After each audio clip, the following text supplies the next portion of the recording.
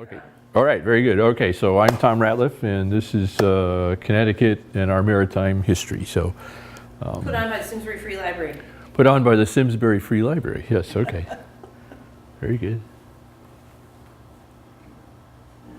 All right, so our maritime history is it's something that today isn't as obvious to us as it would have been 100 or 200 years ago. When we were settled 400 years ago, it was all about traveling by ship. There are very few roads in colonial Connecticut, and so today much of what was past is sort of lost to us, and if you don't go to the shore to get seafood, right, or go to Mystic Seaport, you just don't really think of these things. So, but we have a very rich tradition in fishing, shipbuilding, the West Indies trade, sadly the slave trade. Connecticut whaling was very important in the 19th century. A variety of naval ships have been built here in Connecticut. Also, shellfishing is extremely important right up to today. And of course, we are. Is it fair to say we're a submarine capital at Groton there? Probably so. All right. All right, so let's look at discovery. In the 1480s, the very first Europeans that were coming this way on a regular basis weren't looking, they were fishermen. They were English fishermen who discovered cod fishing off the Grand Banks off Newfoundland. So prior to Columbus or anything else happening, the fishing along the coast was extremely important. 1497, John Cabot sails for England. He is part of the claim that England is going to make to the northern part of North America.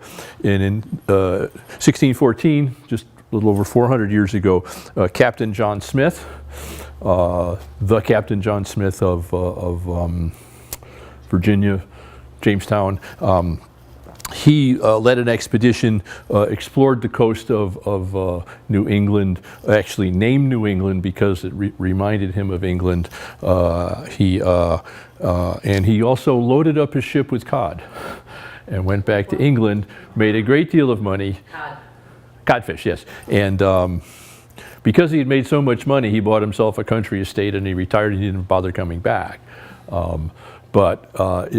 We believe that it was his success and the books that he wrote about it that caused the Pilgrims a few years later, when they were looking for a place to go, they thought that they would head for New England.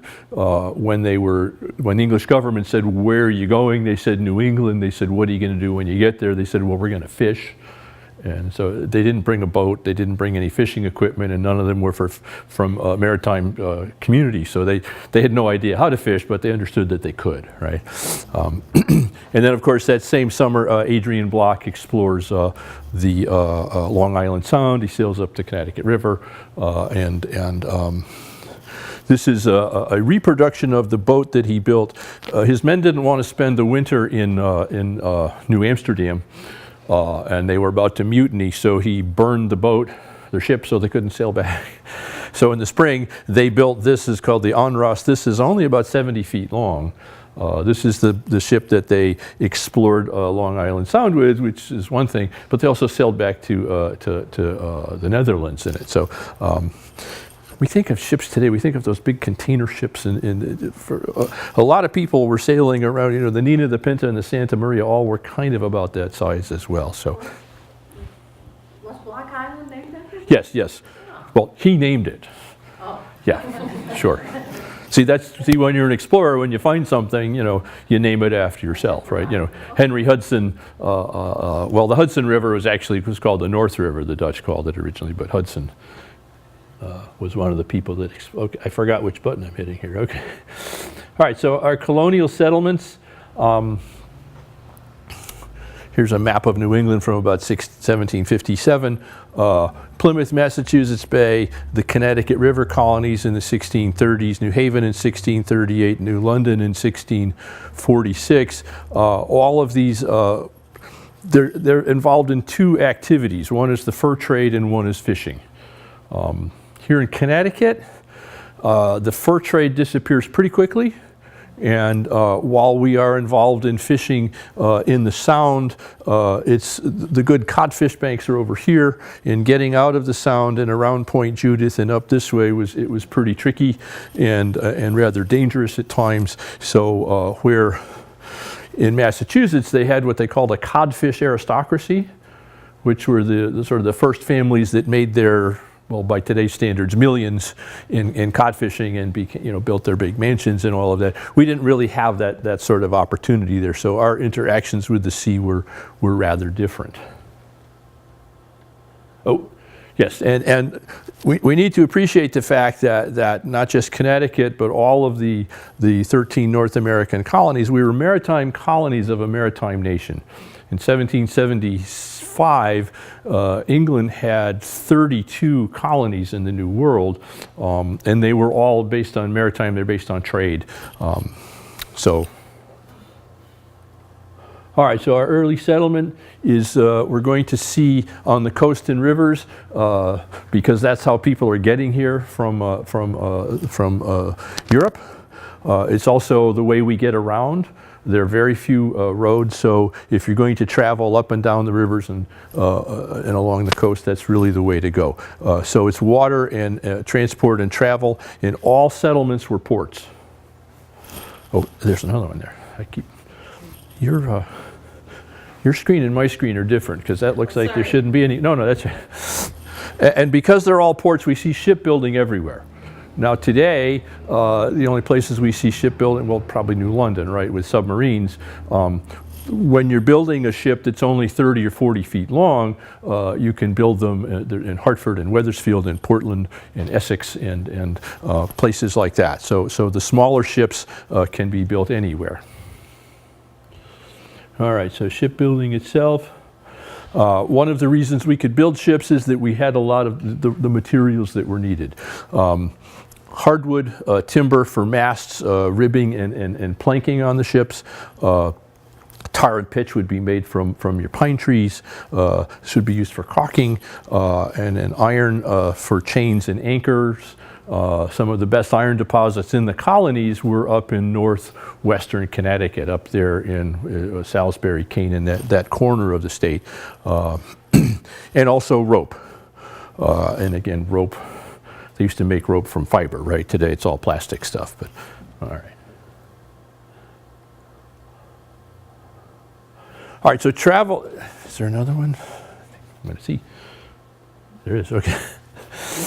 Travel along the Connecticut River for smaller vessels was fairly easy, but it was tricky to get bigger ships in and out. Long Island Sound is extremely rocky and dangerous for big ships. There are big sandbars at the mouth of the river at Saybrook. Matter of fact, the people from Massachusetts, when they looked at settling in Connecticut, one of the things they did is examine the Connecticut River, and they said, this just isn't ever going to work. We're not going to be able to get the big ships in and out. The biggest port on the river was Wethersfield.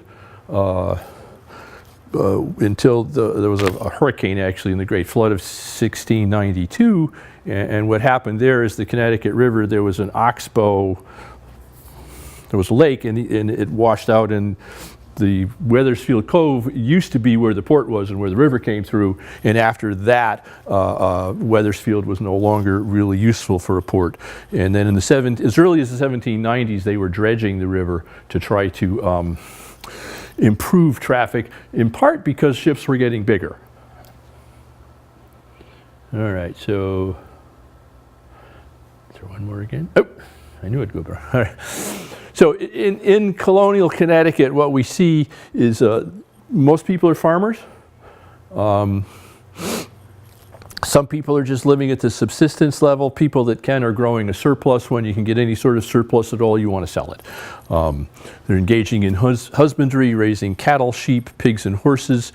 To a lesser extent, metallurgy, and then milling, grinding your grain and things like that, and also fishing and whaling. But we have to appreciate most of the people are involved in these two activities, and when they're getting some sort of surplus, they want to sell it someplace. Oh, yeah, fulling is, It's a chemical process where you take wool and you treat it. Today, you just do it in big vats. Back then, there was a certain type of clay that had, I think it was a calcium or something like that. It was something to prepare water. Yeah, so you'd have an actual mill that you'd have the a water wheel, and it would sort of like mix all this stuff up, and it would actually shrink the wool. I see. And it makes the wool, woolen it's really nice in the winter time because it doesn't let the wind in. When it's woven initially, there's little tiny air spaces, and when you full it, it kind of shrinks it up and makes it really nice and tight. So, all righty, all right. So, yes. Question. Did they have large flocks of sheep? In colonial Connecticut, not so much. Probably 19th century sheep became more popular. One of the problems with sheep is they tend to destroy the grasses. But by the time, after about 1830, we see a lot of people moving out, and a lot of Connecticut farmland is abandoned. And so after that, a lot on the abandoned land, people were raising sheep more and more. So yeah, okay. So anyway, back in the colonial era, just like today, we were stuck between Boston and New York, and both Boston and New York were really, they had very good deep water ports, and they were engaged in trading with Europe extensively. So here in Connecticut, we really could not compete. And what's happening here in Connecticut is that lots and lots of farmers, they're taking their small surpluses and they're shipping them to places like New London and New Haven, and they're putting together shipments to send off, but we don't have enough to cross the ocean with to make it really profitable. And then, of course, what the English start to do after about 1660 is they start to pass laws regulating what we can sell and where we can sell it, which is kind of the beginnings of how we get to the Revolution, because we got tired of them telling us what to do, right? All right, so the Navigation Acts. The whole idea here is to control trade within the empire.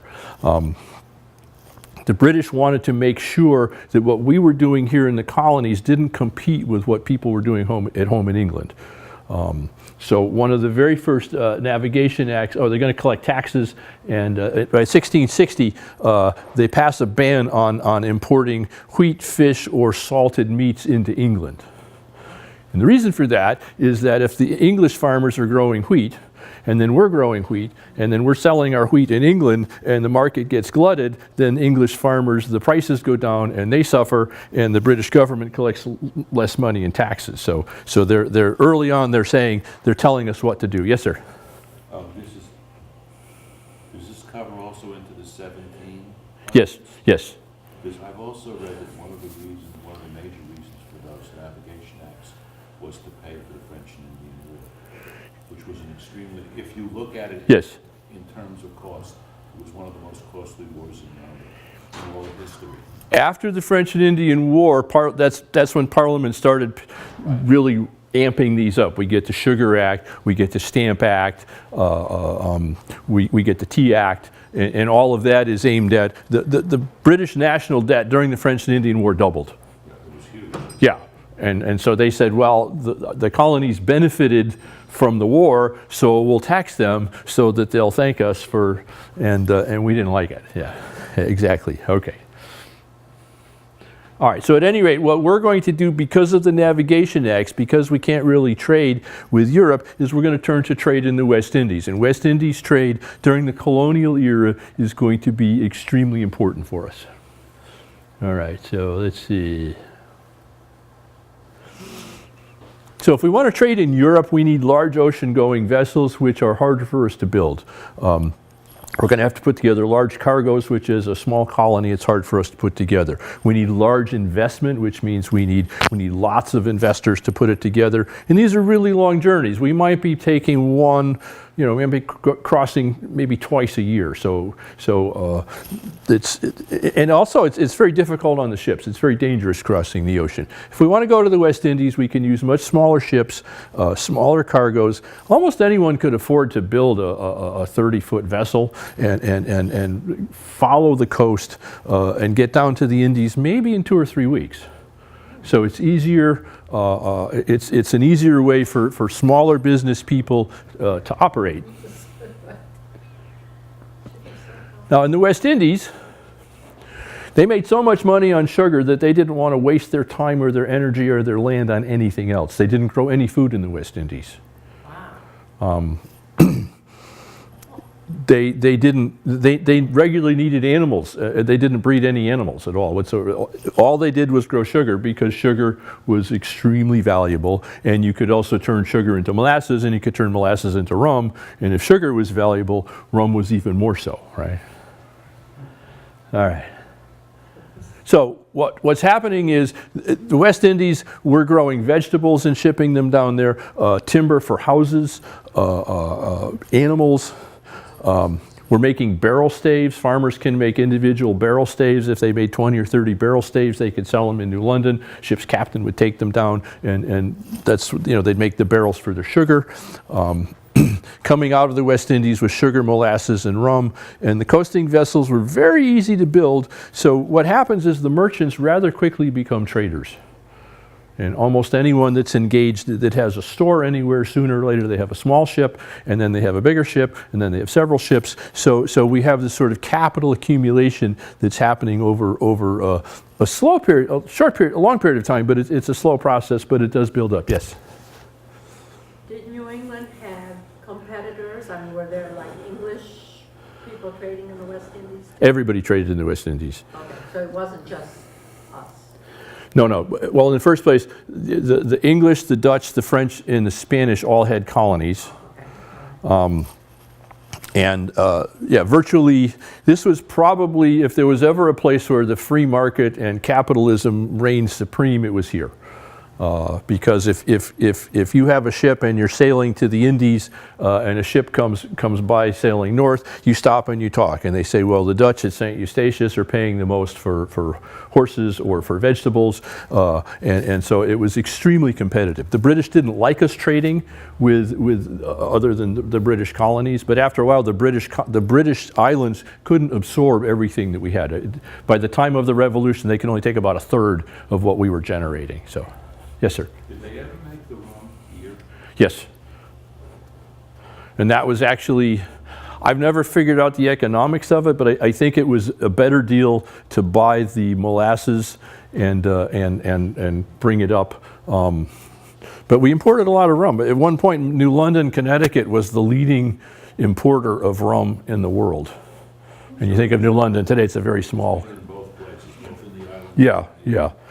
And I don't know what the economic advantage of it was, but it was profitable for everyone.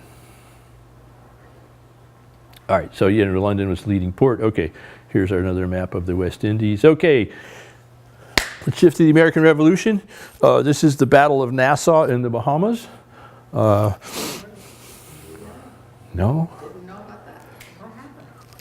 What happened? This was led by a man from Connecticut, and it was in the Battle of Nassau that we captured, I think, about 40 cannon from the fort, and those cannon were used here in Connecticut. We set them in all our coastal forts. If we know the story of Fort Griswold in New London, all the cannon there came from Nassau.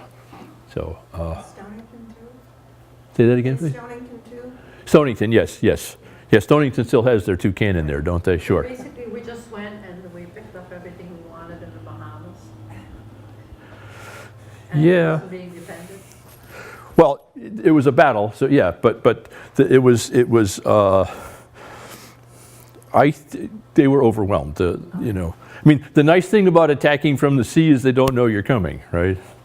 You're sitting in the Bahamas, you have some vague idea that there's a war a couple of thousand miles away, and suddenly some ships show up and about 300 soldiers jump off and they run up to the fort and they fire a few shots, and you say to yourself, is it worth it? And so, yeah, I don't think the Battle of the Bahamas was overly bloody, but a lot of the battles in the Revolution it were in outlying areas weren't. Yeah, you know, Benedict Arnold took Fort William Henry? No. When he captured the cannon at Fort Ticonderoga, there was not a shot fired. Because the British soldiers at Ticonderoga, they thought, the war's a million miles from here, the sentry was asleep, the gate was open. You know, the commanding officer of the fort, he woke up to see Arnold standing there in his bedroom, pointing a gun at him, saying, you know, do you give up? And the guy's like, who are you? What's going on, right? But, all right, so in the Revolution, there were a number of ships that we built. Probably the thing we're known for most is privateers. Do we know what privateers are? They're legal pirates. To be a privateer, you had to have a letter of permission. It was called a letter of marque, either from the state of Connecticut or from the Continental Congress. And what it said was that we could, if you had a vessel, you could attack British shipping. So we took over 400 British ships just here in Connecticut alone.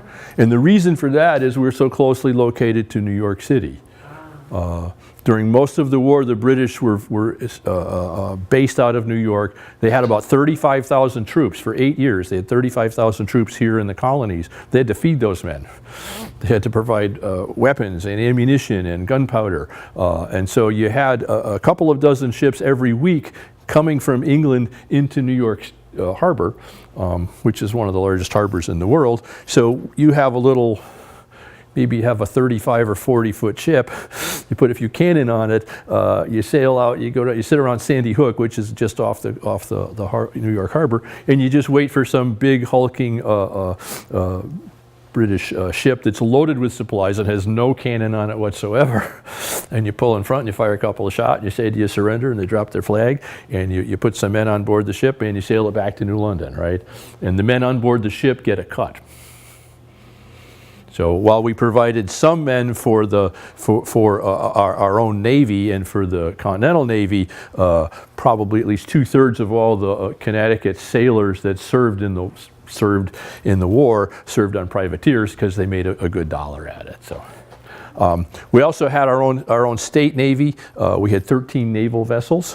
One of them is this ship, the Defense. You can see it's still spelled in the British, because we didn't change the spelling until what's his name, Noah Webster, right? Also the USS Trumbull. The Continental Congress decided we needed a navy. And they decided that if each state would build its own ship and contribute it to the Navy, that the U.S. Navy would have 13 ships. And so we built ours. We named it after Jonathan Trumbull, who was our governor at the time. So the USS Trumbull had a fairly, all the other ships were captured or sank. The Trumbull was the last ship captured, and we actually recaptured it. So by the end of the war, this was the only ship of the Continental Navy that was still in existence. We also built coastal forts in Groton and New London and in New Haven and Fairfield, understanding that we might be attacked by the British, which we were. The coastal forts didn't really do much good. And as a matter of fact, the Battle of Groton Heights in September of 1781 was one of the bloodiest battles of the war in terms of the number of participants that were killed or captured, right? All right, and then my favorite aspect of the war is the turtle. Have we seen pictures of the turtle? It's called the turtle because if you look at it, it actually looks like a big wooden egg, and it looks like two halves of a turtle shell, two turtle shells that you stuck together. Just in 1775, a man by the name of David Bushnell, who lived in Old Saybrook. It wasn't called Old Saybrook then, but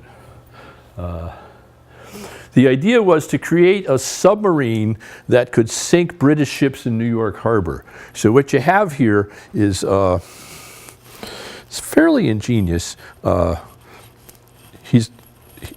you're going to turn the screw here by sitting there and pedaling, right? I think I had a kid's toy like that when I was a kid. You sit on, you turn, yeah. You steer it here. There's air in here, but obviously the air is going to run out, right? So you only had a short period of time. You couldn't like leave New London Harbor and sail, you'd put it in the water. And here's the drill. What you do is when you get up to the bottom of a British ship, you drill a hole, and then you've got a bomb back here. It's just a keg of gunpowder, and what you do is you attach it. You then disconnect that, and then you put it in reverse, which means you pedal backwards, right? It's really ingenious. If you've ever been to the Connecticut River Museum in Essex, they have a couple of models of this. Yeah, they have one they have one for kids that my daughter loves to get in and play with and turn all the things. But they have another one as. They actually use them? Oh yeah. He tried. Basically, the mine had a clockwork mechanism, and it's just really a simple like a flintlock firing. So when the clock would hit the right thing, the thing would click and the powder would. Yeah. He tried several times and it didn't work, for one reason or another. And eventually, we don't really know what happened. The rumor is, or the story is, that the British actually captured it, although Bushnell claims that he later got it back. But we don't know really what happened to it. What we do know about it is from the drawings that we have. So anyway, this is, you think of Connecticut as the home of submarines. It really was kind of the home of submarines. So. Oh, how many ships were sunk because of the turtle? None. But it was a good idea. He tried 4 or 5 times, and I say he didn't actually, he had volunteers doing it. So, and essentially every volunteer was new to it, so if you volunteered, he'd say, okay, here's what you do, you get in and you close the top, and then you turn this crank and you turn that, and you sort of, you had about 5 minutes of training, and then he wished you luck, and they latched you in and you took off, so, yeah. And then we get Dudley Saltonstall of the famous Connecticut Saltonstalls. His family had been, some of the original settlers. He's the one that he leads the expedition at Fort Nassau. He was sailing on a ship called the Alfred. He was a captain in the Continental Navy. He was given command of the Trumbull when they finished building it. And they had this big festival, and people were crowds waving, and they sailed it down the river, and they got to the sandbar at Old Saybrook, and they couldn't get over the sandbar. And he emptied off all the cannon and the powder and everything. They still couldn't get over it, so he got disgusted and he left.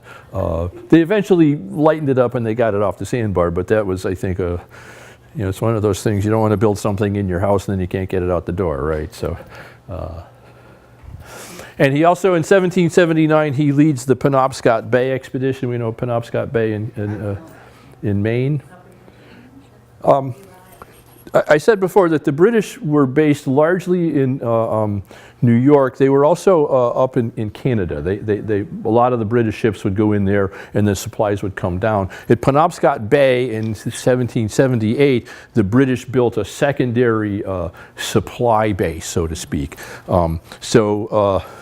Several members of the Continental Navy got the idea that what they would do is if we sailed up there and surprised the British, we could capture their ships and capture their supply base and strike a great blow. It didn't work out that way. Penobscot Bay expedition was really the end of the Continental Navy because most of the ships were either sunk or destroyed or captured. And Saltonstall, early in the battle, he realized things weren't going well, so he turned his ship around and he sailed away. He who fights and runs away lives to fight another day. Congress didn't see it that way. They were like, what were you? How is it that you escaped and nobody else did? Sort of. So this was kind of the besmirching of his. Let's face it, if this had been successful, there'd be statues of him and you would have learned about him in the 4th grade and you'd look at pictures on the wall and say, oh, there's Dudley Saltonstall, right? But that's the unfortunate way history goes, right? History's not fair. All right, then we get whaling. This is, of course, Moby Dick, right? The great white whale. Right. Moby Dick was actually based on a true story. The Essex in 1820 was attacked by a large whale and actually sunk. The whale kept ramming it over and over again. So Herman Melville took that story plus his own experiences on whaling ships. He signed onto a whaling vessel, and they sailed down the coast. He got as far as South America, and he hated it, so he left. So that was his real experience. I don't know that they even took any whales, but anyway. So there are two types of whales. The toothed whales, there are about 35 species. They're hunted for their oil, and of course the sperm whale was the gold standard, the Cadillac or the Mercedes, the one that you were looking for. If you couldn't get this type of whale, you'd go after the baleen whales, and especially after the Civil War, baleen whales were hunted quite a bit. They're hunted for their oil, but as much as anything else for the cartilage in their mouth. Baleen is it's like the cartilage in your ear or your nose. Before the invention of plastics and steel, baleen was used in anything you wanted something flexible, like a fishing rod, stays for ladies, corsets and things like that, even springs for buggies but again, once plastic and steel came along, baleen was no longer used. All right, so we learned initially about whaling from the Native Americans. The Native Americans practiced what's called offshore or drift whaling. The way that works is that they always had somebody down watching Long Island Sound and looking for whales that got in and couldn't get out. If you've been out in the Sound at all, the opening is very narrow. It's called the race. At high tide you can get in pretty easily. At low tide you can't. So anytime they saw a whale that was trapped in Long Island Sound, they'd sound the alarm, and they'd get in their canoes and they'd row out and they would kill the whale, drag it back to shore, and cut it up. Right. Because of that, all early communities along Long Island Sound, they set up whale towers. And on a regular basis, each citizen would take their turn out, on the whale tower watching. And again, when the alarm was sounded, everyone would come out and they'd take the whale, bring it in, cut. And for a very long time, it was a real community effort. So if we were all involved in cutting, divvying up the whale, and there were 100 barrels of oil we got, we'd each take 15 or so. It was a very, very equitable process. The Charter of 1662, which we got from King Charles the Second, it said one of the things it granted was full and free power and liberty to the trade of fishing upon the coast and in any of the seas adjoining. So that really sort of reinforced the idea of our legitimacy as a colony and what we could do, right? All right, so there are three periods in American whaling. From about 1640 to 1712, it's all coastal or onshore or drift whaling.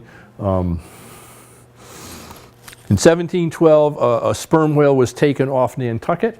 They discovered sperm whale oil is much, much, much better, higher quality, and so capitalism took over, and people started to pursue the sperm whales, and rather than wait for them to get stuck, from 1712 to 1760, we see the second period. It's short voyages. What you do, let's say we live in New London, we'd get on our ship, we'd sail out, we'd find a sperm whale, we'd kill it, we'd tie it to our ship, we'd sail back into New London, and we'd process it on the beach. So we're still doing the processing here, but we're actually going to look for them.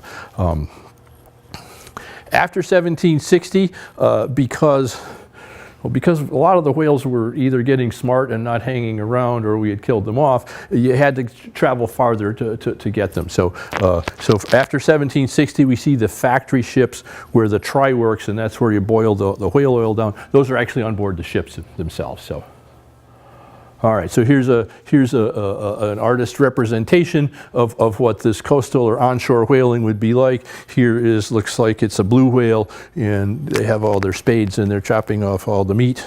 And this guy's sharpening, and they don't even have the fire here. They're taking it in wagons, probably into town and cooking it up. And the smell was awful. Melville said you could smell a whaling vessel before you could see it coming across the horizon. I don't think that's true because the horizon's 14 miles, but it was pretty awful. Pretty close. Yeah. There's a neat whaling museum down on Long Island that's all about the... Oh, really? I didn't know that. Yeah, in Yeah. East Hampton. I've been to Mystic an awful lot. Okay, so the factory ships mean longer voyages, and it also means that the whales, as the whales get depleted, the voyages get longer and longer and longer. After a while, they're sailing around into the Pacific. Hawaii becomes an important port for American whalers, as does San Francisco before gold is discovered. And as a matter of fact, when the whale fleet is partially destroyed at the end of the Civil War, they're all up off the coast of Alaska because that's really where the best whaling is.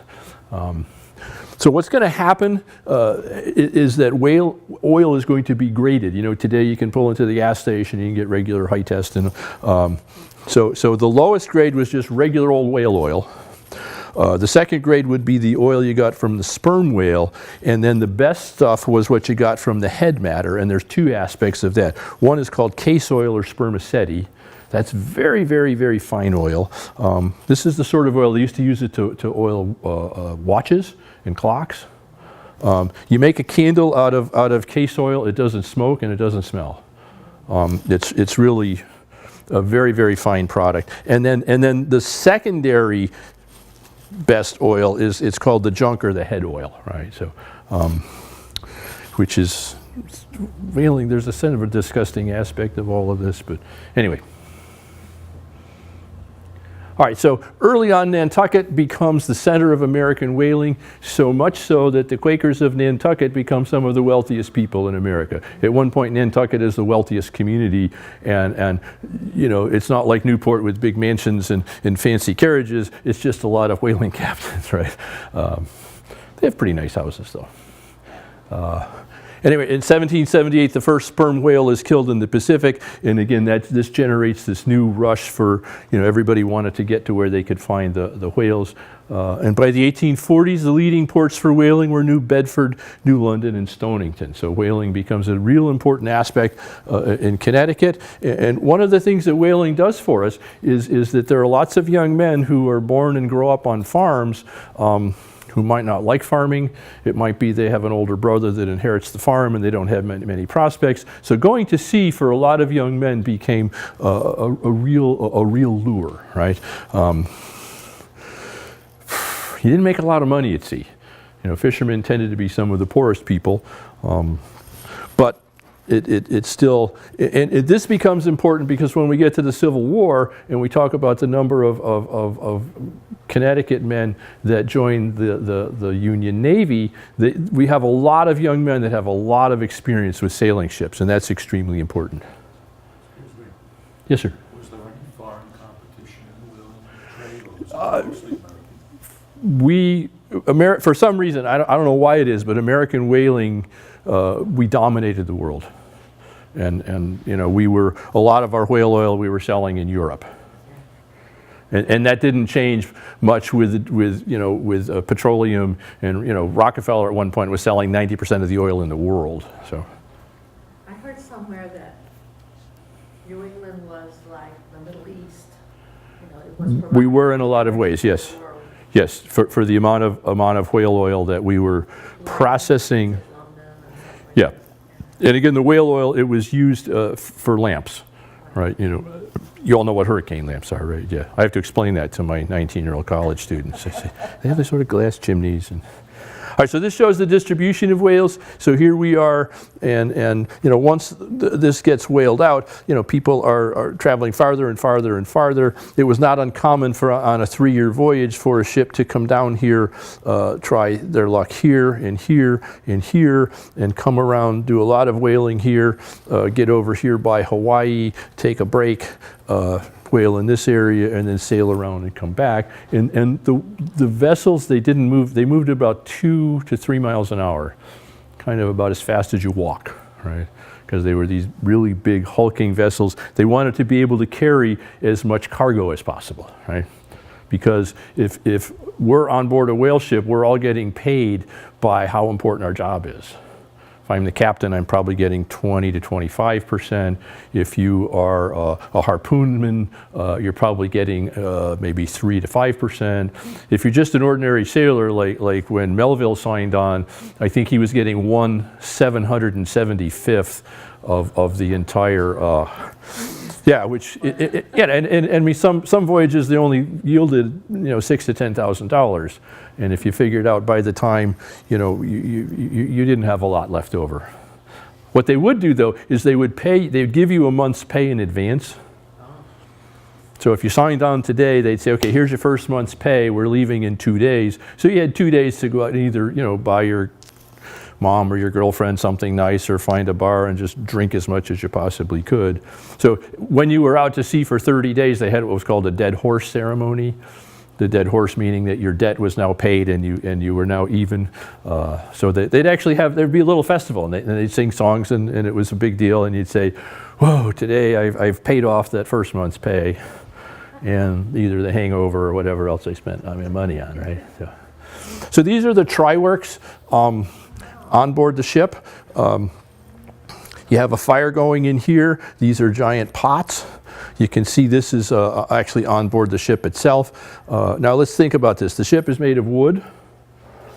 The sails are made of canvas. You have a lot of the stuff, all the caulking is done with pitch and tar. This is OSHA would not approve of this, right? This was really, really, really dangerous. As a matter of fact, the youngest or the least experienced person on board ship would be someone, their entire job was to watch where the cinders went and to run around and put out the fires. Yeah. Now the other thing that I find interesting is you didn't carry a lot of wood with you for the fires. What you did after you processed a whale, you always had skin left over that was really drenched with whale oil, but you couldn't boil any more out of it. It was called crackling, kind of like bacon or salt pork that's crispy. Yeah. What they used for the fires was crackling. So after you got the first whale, you always were digging out the old crackling and getting that going. So it burned really, really well. It would take you 12 to 24 hours to process a whale, depending on the size. And did they burn the whole whale to get the oil, or just parts of it? They took everything they could, yes. So they would surrender the whole whale? Yes. Wow. Yeah, they'd pull the whale alongside and they had those long-handled spades and they'd put up a rigging and you'd stand there and you'd cut off these really big pieces. They were about this wide, they're called blanket pieces. And what you do is you'd spin the whale so you get this big giant thing that weighed a couple of tons. And then you'd bring it on board and you'd cut it into smaller pieces and then you take those smaller pieces and you cut through it like most of the way so it was sort of, like if you do that with vegetables, they cook faster. Yeah, they boiled up everything. For the head matter, somebody would go down and they'd cut open the head and they'd scoop out all of the. Yes, I know.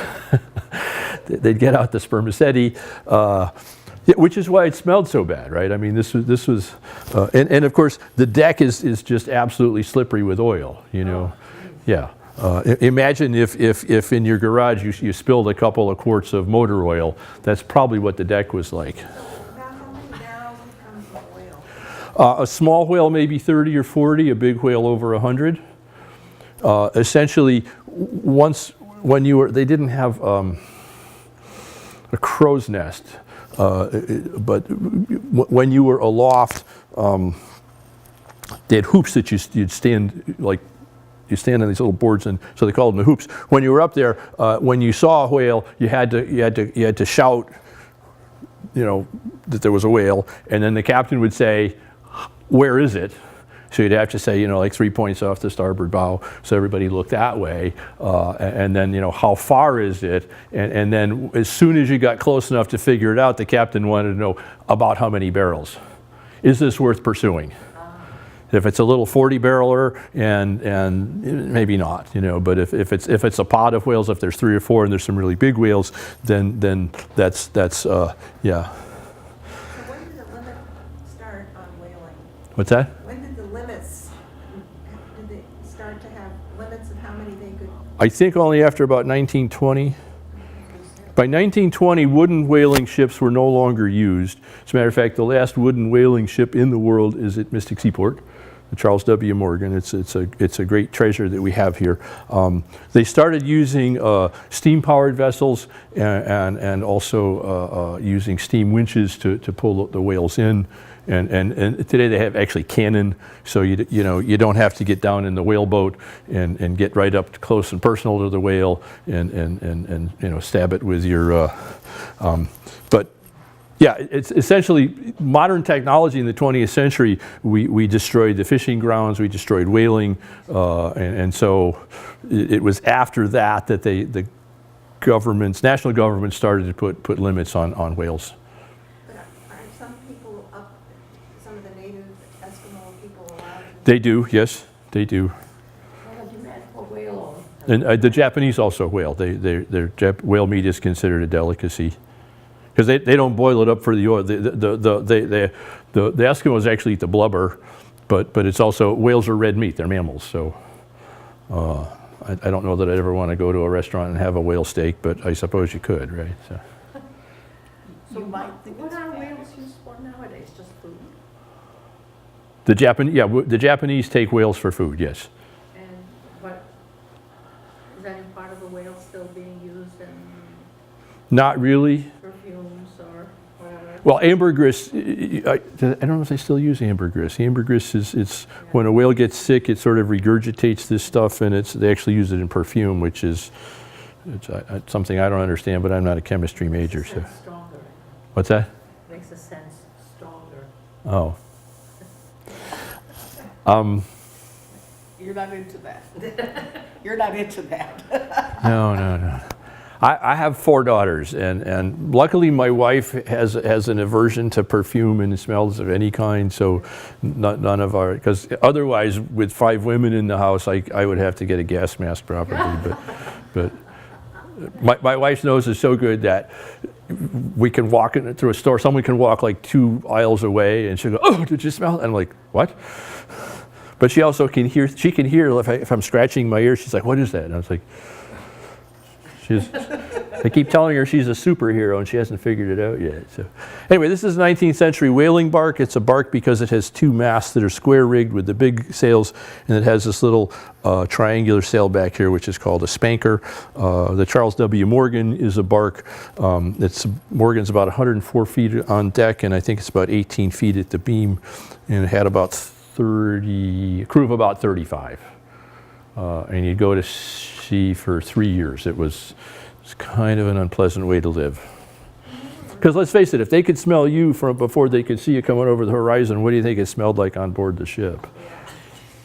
When they were repairing the Morgan, they were amazed, I think there was a program on television or something a while ago, of the great condition of the original wood Yes. in the ship, that it lasted, and the workmanship. And they had gotten older carpenters that knew how to repair.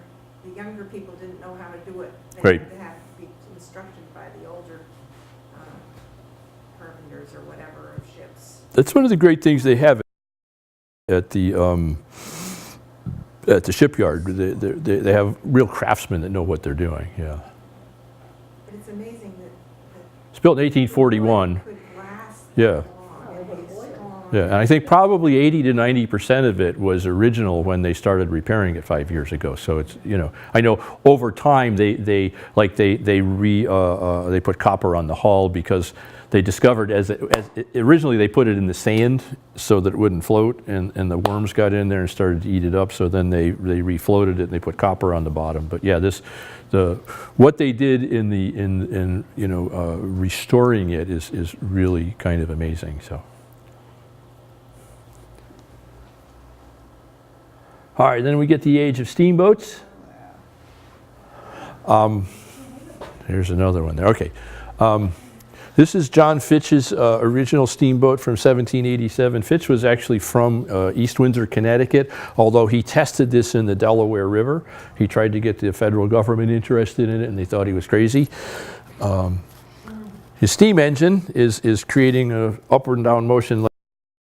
He's got this real sophisticated system of rods and cams and shafts, and you've got, what, 12 oars, and the oars are doing this together, right? That's pretty much the way steam, somebody rather quickly, Fulton figured out that if you actually turn it into a wheel and you make the paddles, you know, as the vanes on the wheel, it actually works better, right? But this is one of the first steamboats, 1787, 1807, Robert Fulton tests his ship, what was the name of his ship? I forgot. It'll come to me. He actually sailed upriver from New York City to Albany. It only took him 33 hours. And he sailed downriver. It only took him 32 hours because the current helped him, right? You would hope if you put a leaf in the water in 30 hours, it would get to New York, right? But at any rate, by 1812, there's a line established between New York and New Haven, which was partially owned by Cornelius Vanderbilt. We know Cornelius Vanderbilt, who became very wealthy in railroads and built Grand Central Station and all of that. We also established regular service to Boston. I had to go around Cape Cod. Yes, which was tricky. As soon as they, one of the things they would do is they would could actually take the steamboat from, say, Hartford. You'd go down to New Haven and then up to Stonington, and in Stonington you'd get a stage. And you take the stage up, and the first railroad in Connecticut, they built a railroad from Boston to Providence, and they extended it to Stonington. So you didn't have to go around Point Judith, you didn't have to deal with the shoals around Cape Cod. So the first railroad in Connecticut was a 6-mile line from the state line into downtown Stonington. Actually went right through a neighborhood. Today, if you go down and look at it, there's an area between like 2 houses where the train used to go through, and I can't imagine that was any fun. But what's that? You have an old ticket. You do? Okay. All right. So we see the Connecticut Steamboat Company, which is chartered in 1819, and it's the Connecticut River Steamboat Company. This is the city of Hartford. You can see it's a lovely little side wheeler. So you could go downriver to Saybrook and upriver to Northampton. They didn't really want to get involved initially in sailing along Long Island, but then they hooked up with Vanderbilt's steamboat companies, and I think Vanderbilt eventually bought them out. So even though they're still just navigating the Connecticut River up and down, you could make connections in Saybrook as needed, right? So anyway, there was combined stage and steamboat service for a long time, and then there was combined steamboat and rail service for a while, because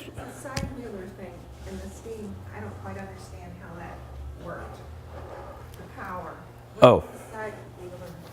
Well, you have a steam engine, the pistons are going like this, right? Actually, there's only one. There's the pistons going up and down, and then what you do on the top of that is you have what's called a walking bar, which looks like this. And as the pistons go up and down, the bar goes like this. All right? Imagine you have a piston here and a piston here, and they're doing this, right? Does that make more sense to us? Okay. Yeah, and then you just have the walking bar hooked up to a circular bar, and as it goes like this, the wheel turns around. And the wheel's only on one side, so how do they steer? No, it's on both sides. It's on both sides, yeah. Yeah, eventually what they do, see here the steam engine is sitting here and the pistons are going up and down like this. Eventually what they say is let's put the engine back here, let's turn it on its side, and so then you get those rear, the big paddle wheelers that you think of in the Mississippi River, right? So yeah, so here, but again, the pistons are going like this, and the walking bar's doing this, and the wheel's doing this, right? Yeah. All righty. All right, so 19th century shipbuilding, it expands pretty dramatically. They're building fishing sloops. Lots and lots and lots of people along the coast are making their money. Just really small, one-masted ship. You sail out, you do your fishing for the day. Whaling barks, ocean-going clippers, steamboats. After the Civil War, we start to see yachts. Prior to the Civil War, most people don't go out to sea just because it's fun to do, right? But in the Victorian era, they become popular, the America's Cup race starts at about the 1890s or so. By 1920, an awful lot of the shipbuilding in Connecticut, they're building small craft, yachts, luxury, things like that. Also river barges. And it's important to recognize that because we were such a manufacturing center, we're also manufacturing boilers and engines and tubing and all of the mechanical parts for steam engines as well. So even if we're not doing this, what we're just doing here, even though this isn't really dramatic, it's really cool to look at this picture of a vessel that was built. This was extremely important. This is the Barnett. It was built in 1826. This was the first steamboat that was able to sail across the rapids over at Enfield because it was so, well, see, the steamboat doesn't, a ship on the ocean, you want to have, well, you need storage below decks, but you also want to you have a keel and you want to be able to steer, right? You don't need that in the steamboat here. The steamboats are pretty flat. They only draw a couple feet of water. Yeah. And if you look at, Hour to go over the. yeah, and if you look at like the Mississippi River steamboats, you see there's nothing stored below decks, but you have cotton bales everywhere, right? So, yeah. All right, and then we have what are called river-built packets, and they're called river-built because they're built in Connecticut River towns like Portland and Wethersfield and Durham and Middle Hat. Yes, that's what I was thinking of. Okay. All right. So from about 1825 to 1850, these ships are built largely for the coasting trade. The smaller ones, this is a very lovely little two-masted schooner, right? Already said that. Okay. One of the things that they're doing is as we see New England industrializing and the textile mills growing pretty dramatically, there's a big demand for southern cotton. So an awful lot of these river-built packets, these small vessels, the coasting trade, they're no longer going all the way to the Indies. They're just going down to a place like Charleston or Savannah. Eventually they're going to places like New Orleans as well, but they're picking up cotton. And half of all the ships made in Connecticut were involved in the cotton trade of one way or another. The small ones you could carry at least 100 tons of cargo, which was pretty good. And eventually they were building China packets, and the China packet, they'd put another mast on, they'd make them a little bigger, but they were sailing to China in 100 days, if you can imagine. That quick, huh? Big deal, too. What's that? Big deal that they could do that. Oh, yeah, it was, yeah. Time. Oh, sure, yeah. What did they use for the wood for the mast? What kind of wood was the preferred wood? Oak was the best. I have an oak tree in my backyard. It is just as straight as you could possibly. I can see it turning into a telephone pole really easily. Yeah. Yeah, oak was the best. You wanted hardwoods. You also used oak and other real dense woods for the planking and the construction of the ship as well. Chestnut. Was chestnut a good tree? Not so much. Chestnut's good because it doesn't rot. Chestnut was very popular for railroad ties because you didn't have to process it. Today, railroad ties, they soak them in creosote and things like that. Historically, you'd cut up the chestnut ties. The insects don't get them. Diseases don't get them. They really don't rot, so they last a very, very long time. So the clipper ship, these are ships that are sailing the Atlantic. 1815 to 1840, they're very fast. Because they're very fast, they're not, if you look at the bow, they're very slender. The whaling ships, if you look at the bow, they're like this. They're like giant tractor trailer trucks because you want to carry as much stuff as you can. You don't care how fast you go in a whaler. You just want to be able to carry a lot. Clipper ship, you want that really tight bow because you want to be able to move quickly. The ships used to race and compete for who could get to England the quickest. And when your line had the ship that had done it, on your ad you said fastest, right? Because we all want to go fast. So they're carrying high value goods, sugar and rum, but also gold, and also passengers. So they're crossing the Atlantic, and the best transit that I've ever come across was about 12 days. But they wouldn't just list it in days though. We made it in 12 days, 7 hours, and 14 minutes.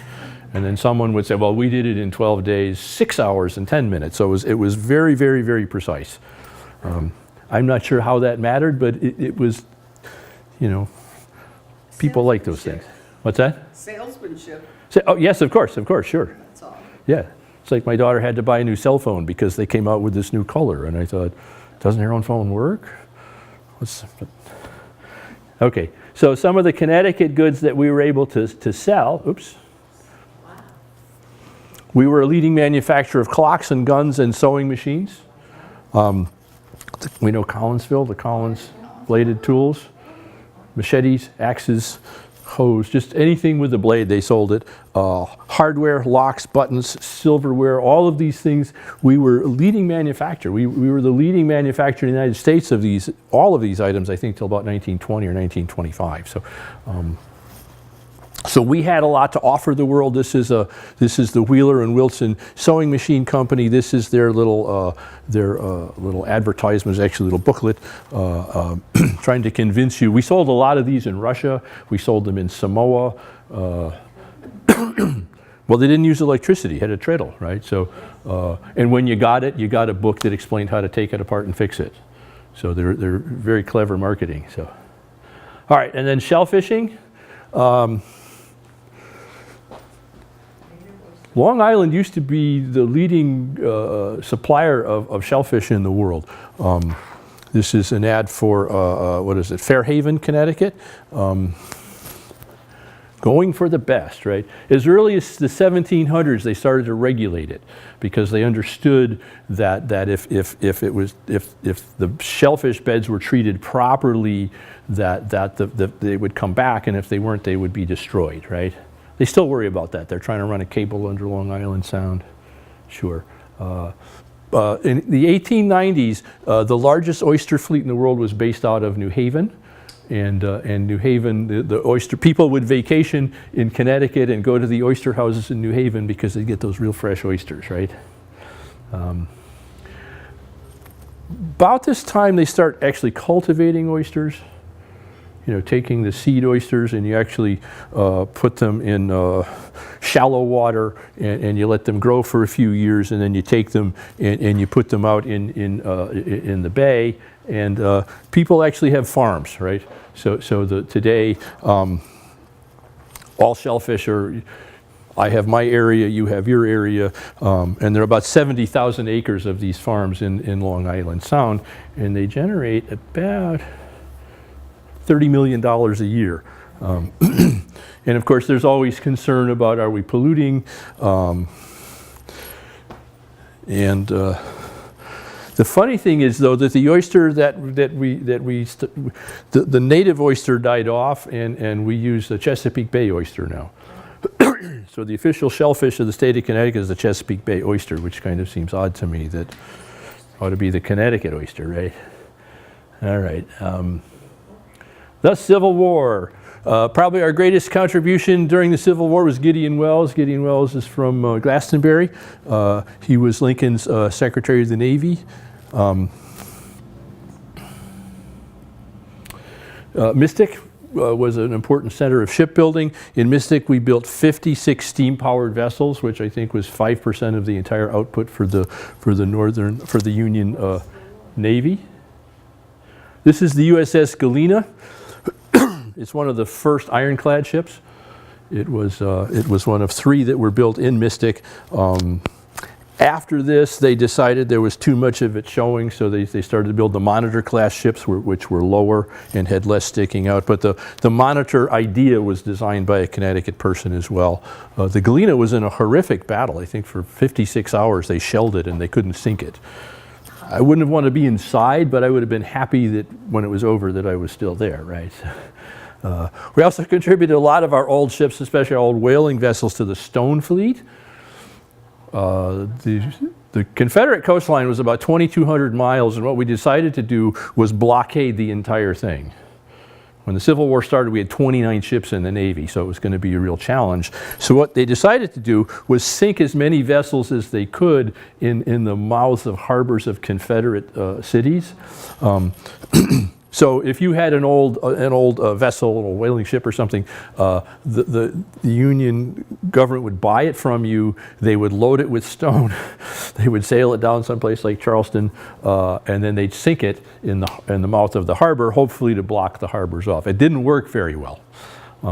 It would prove to be a great boon for sea life, because sea life likes it was sort of like building natural coral reefs and things like that. But anyway, so it's probably not the most exciting part of history, but we did contribute greatly to the stone fleet because we had so many vessels that were built, right? And if you had an old ship and didn't know what to do with it, and the government's in town saying, hey, we'll give you $100 for it, people were lining up to sell them. So, and the other thing, probably the most important, is we had lots of experienced sailors. We had young men that had been to sea whaling and fishing and engaged in the Atlantic trade and in the China trade. I get the feeling I might finish, right? Oh, I'm sorry. At the time of the Civil War, was the Secretary of the Navy a cabinet level post? It was much more important. Boy, that's such a good question. I think it was much more important back then.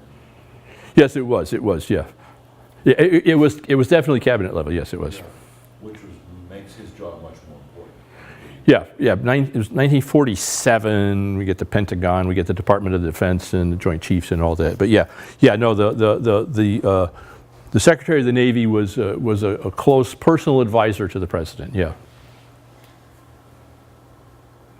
All right, this is the USS Albatross. It was built in 1857 in the Grenman Yard in Mystic. The land that the Grenman Yard was on is now part of Mystic Seaport.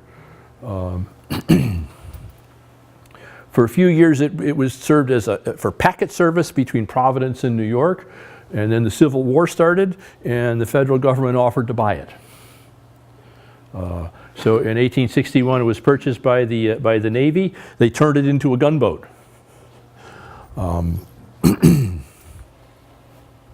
It was part of the Mississippi River Squadron. It was part of Admiral Farragut's, let's see, well, they took New Orleans, and especially in the Vicksburg campaign. Farragut's flagship was the Hartford, which wasn't made in Connecticut, sadly, but it was. So he used the Albatross as sort of like he's on the Hartford coming forward, and he had the Albatross sort of running slightly ahead of him, taking a lot of the fire and figuring, you know what I mean? It's like you go ahead and tell me if it's safe, and yeah. So the Albatross, it really earned quite a. It's one of those things. I'm sorry it's not in history books more, because I think it ought to be. I think it's a pretty important part of our history. All right. Then we get John Holland. Have we heard of John Holland? No, that's. Yeah. He was an Irish engineer, and he began experimenting with the idea of building submarines. He and his brothers, they didn't like the English very much. He and his brothers, they were originally trying to come up with a way that they could sink British ships, kind of like the Turtle, right? Well, terrorism, right? But eventually he comes to the United States, and he designs submarines, and he tries to sell them to the United States Navy. During the Civil War? 1875 was the first time he offered one to the Navy. It was a very crude prototype, and the Navy pretty much said, we don't want it. Okay. So, and he continued to experiment and build them. About 1897, he built one on his own, Okay. which was pretty expensive, and in 1900 the Navy bought it. It was the first submarine that they owned. So so he tries to sell the concept. In 1899 in New Jersey, he opened his company, he called it Electric Boat. Is that the same electric boat that you have then? Yeah, because in 1902 they moved to Groton. Yeah, Oh, and today they're part of General Dynamics, right? And they're just south. If you get to Electric Boat, Fort Griswold is right above them in the heights, right? So, yeah. So anyway, here's John. He's inside one of his. I think this is the Holland 2, or he kept naming them after himself. Like this is probably the Holland 2 or the Holland 3, and he's in there experimenting, and he's a very interesting little guy. I'm sure the British are happy that he didn't ever sink any of their ships. All right, and so in the 20th century. Pleasure craft are probably what we think of the most. If you get out on the Connecticut River or Long Island Sound, you see people water skiing and fishing and all sorts of activities. We still do have Stonington is the last commercial fishing fleet in Connecticut. There's an official fleet there. You can get really good seafood there, so that's why some of the restaurants in Stonington have some of the best food. Shellfishing, again, it's about a $30 million a year industry, and of course our greatest treasure here in the state, and one we should all visit regularly, is Mystic Seaport, right? And from the way you've talked, I think you've all probably been there. All right, you're going to find this remarkable, but we're done. Yeah.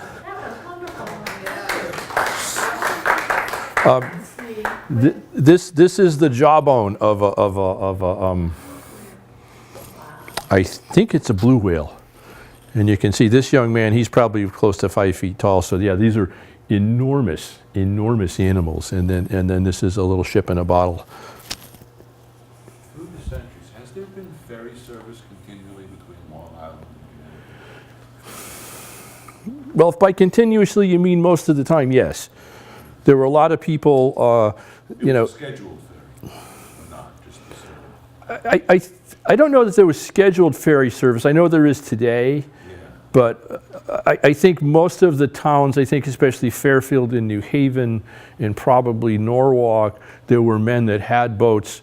If you could approach them regularly, it was known that they would ferry you across. They'd row across, you know, for a few dollars or something. So yeah, there was actually during the Revolution there was it was like a rowboat war where you had Americans attacking loyalists in Long Island. They'd row, you know, a couple boats would go across and they'd burn somebody's farm, and then a few nights later somebody from Long Island would return the favor. And so yeah, but I don't know when they started the regular service, but especially along Western.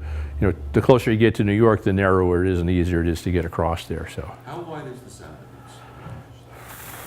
I think it's about 19 miles from, if you go from New London out to Lake Montauk Point, I think. Yeah, which it sounds like a lot, but it really isn't. If you've been out on the ocean, you know that. I was in the Navy, and I used to say that, you know, I joined the Navy to see the world, and the world is flat and covered with water. So, yeah, yes. I don't know if this is up your alley, but when were the first bridges built across the Connecticut River?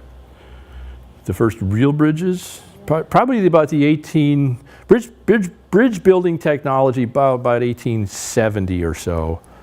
When the first train service across southern Connecticut, when you came to they could build little trestle bridges, but at the Connecticut River, you actually got off the train. They'd put the train and ferry cars. They'd ferry you across the river, and you do the same thing in New London. The first bridge in New London, I think, was about 1876. I think Connecticut River might have been about 5 or 6 years early. So Up until that time, people had to be ferried. So the rivers were really a very important break. yes, and again, if you look at all the early railroads in Connecticut, they run north and south. That's right. You know, they run from New Haven to Hartford. They run from New London to Norwich. They run from Fairfield up to Waterbury, because they can follow the river valleys. It's real easy. But when they start to build what eventually becomes the New Haven Railroad and that shoreline, it's piece by piece by piece, and they slowly put it together. So They're still using the same bridges. Well, they were sadly. well built. One of the first bridges, the guy that actually built the Canal Railroad, you know, he and one of his engineers building things, not engineers like train, they went out to Illinois and they built the first suspension bridge across the Mississippi River, and I think late 1840s, early 1850s. So. Were Connecticut guys? Yeah, I can't think of his name now, but I'll think of it on the way home. So, It won't help us. yeah. Thank you very much. Thank you. All right. Well, thank you. Always. Very informative. Funding for Simsbury Community Television is provided in part by contributions from viewers like you. Thank you.